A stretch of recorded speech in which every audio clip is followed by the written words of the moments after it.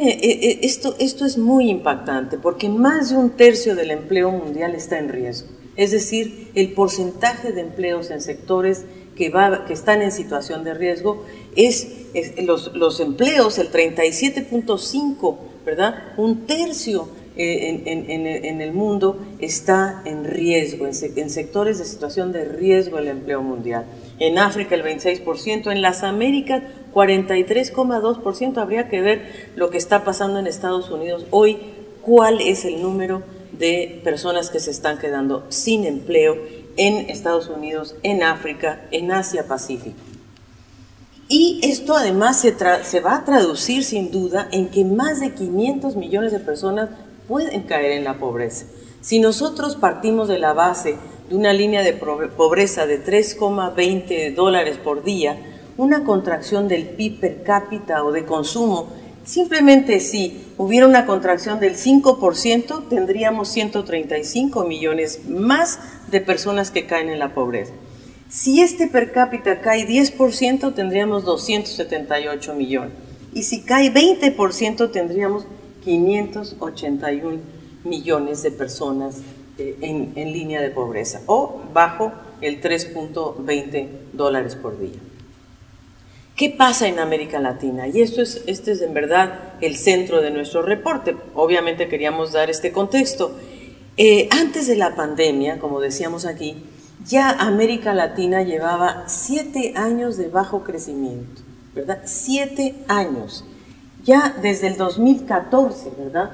Ya América Latina mostraba promedios de crecimiento del 0,4%. De hecho, el año pasado la región creció apenas un 0,1%. Y esto sucede justamente, el inicio de la crisis nos va a generar una situación muy delicada. Y miren ustedes que son 7 años de crecimiento, ¿verdad? En donde la región nunca ha logrado recuperar, por ejemplo, sus niveles de inversión, ¿verdad? Los niveles de inversión caen mucho cuando se contrae el crecimiento y no se expanden al mismo ritmo cuando la economía va mejor. Esto es muy diferente de lo que pasa en Asia. Pero si nosotros vemos, miren ustedes el comportamiento del crecimiento en nuestra región. Tuvimos algunas épocas muy buenas, como en los 70, ¿verdad? Y se ve 6,2. ¿Llegaremos a eso algún día? Difícil. Miren dónde estamos hoy, en 0,4 los últimos 7 años. Y la región tiene además grandes vulnerabilidades y debilidades macroeconómicas y fiscales frente a la crisis económica del COVID-19. Estas son ya vulnerabilidades y debilidades que viene arrastrando la región. ¿Y cuáles son estos? Primero, altos niveles de deuda pública y por lo tanto una carga en el pago de intereses. Un espacio de política monetaria comprometido después de la crisis de 2008. Y una vulnerabilidad de las empresas del sector público, altos niveles de deuda del sector corporativo no financiero, ¿verdad? Aquí nos referimos al sector privado, y la recaudación fiscal que es insuficiente, con altos niveles de evasión, que ya lo hemos dicho muchas veces, y de elusión fiscal. Entonces eso realmente limita los espacios que la región tiene para reaccionar. Aquí vemos, por ejemplo, cuál es el endeudamiento de la región. A nivel, por supuesto, estamos hablando de la deuda pública bruta de los gobiernos centrales. Y aquí lo que vemos es que América Latina aumentó 15 puntos porcentuales entre 2011 y 2019 hasta llegar a 44.8% del PIB. Ese es el nivel de la deuda pública bruta del gobierno central en términos de PIB. Y el Caribe, miren ustedes el Caribe, que es la línea roja, tiene un 68,5% del PIB en términos de deuda pública bruta. Y vemos sí que el Caribe, digamos, ha podido reducir un poco su deuda pública, pero aún así tiene niveles muy altos, 68,5, que es muy alto. Y en la región 44,8. Ahora, ¿pero eso qué significa en cierto sentido? Primero, que el pago de intereses, que es la línea azul, ¿verdad? Esta línea que está aquí, nos demuestra que nuestra región tiene que pagar los intereses, este es un promedio de 16 países, en términos de PIB está pagando 2,6% del PIB en intereses.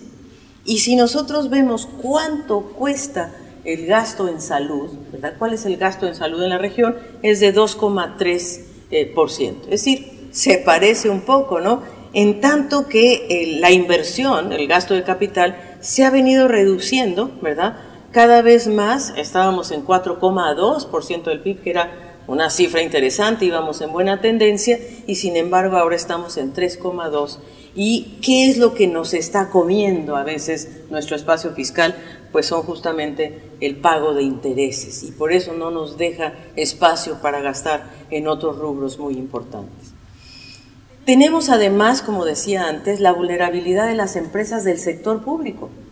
Esto restringe el espacio fiscal, estamos hablando de empresas públicas, generalmente muy importantes para muchos países, que no están contabilizados necesariamente en la deuda del gobierno central.